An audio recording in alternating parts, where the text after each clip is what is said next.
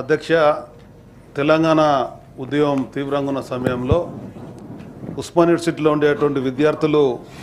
చెలో assembly అనేటువంటి కార్యక్రమాన్ని తీసుకున్నప్పుడు పోలీసులు పెద్ద ఎత్తున వారు నిర్బంధిస్తుంటుంటే 20 ఫిబ్రవరి 2010 నాడు సిరిపురం యాదయ్య అనేటువంటి నిరుద్యోగ యువకుడు ఉస్మానియా గేట్ వద్దకు వెళ్ళి ఈ నిర్బంధాన్ని సడలించాలా, ఎట్టి పరిస్థితులలో విద్యార్థులు అసెంబ్లీ ముట్టడి చేయాలని చెప్పిన సత్సంకల్పంతో ఆనాడు తను పెట్రోల్ పోసుకొని ఆత్మహత్య పాల్పడింది. అధ్యక్ష, తెలంగాణలో ఉండేటువంటి యువతకు ఉద్యోగాలు రావాలా, తెలంగాణ సమాజం బాగుపడాలని చెప్పని తను ఆత్మహత్య చేసుకున్న సందర్భంగా అక్కడ ఉండేటువంటి ఆ ప్రాంతవాసులు ప్రతి సంవత్సరం ఫిబ్రవరి 20 నాడు వర్ధంతి కార్యక్రమాన్ని చేయడం, దానిలో నన్ను కూడా ఆహ్వానించడం, నేను కూడా గత కొన్ని సంవత్సరాలుగా ఆ కార్యక్రమంలో పాల్గొంటాను. అధ్యక్ష, వాళ్ళ యొక్క ప్రధానమైన విజ్ఞప్తి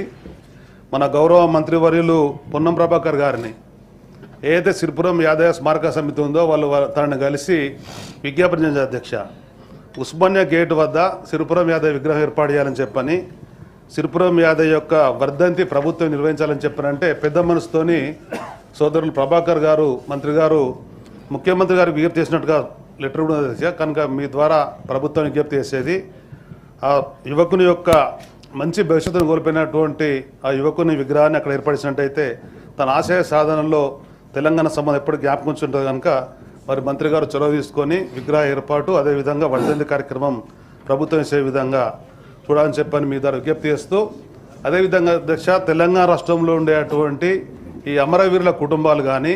తెలంగాణ ఉద్యమకారులు కానీ ప్రభుత్వం నుంచి ఆశిస్తున్న అధ్యక్ష, కాంగ్రెస్ పార్టీ ఇచ్చినటువంటి ఎన్నికల మేనిఫెస్టో హామీని అమలు చేయాలని చెప్పని, మరి బీసీ శాఖకు 11,000 కోట్ల రూపాయలు కూడా నిధులు సాధించినటువంటి మంత్రి గారు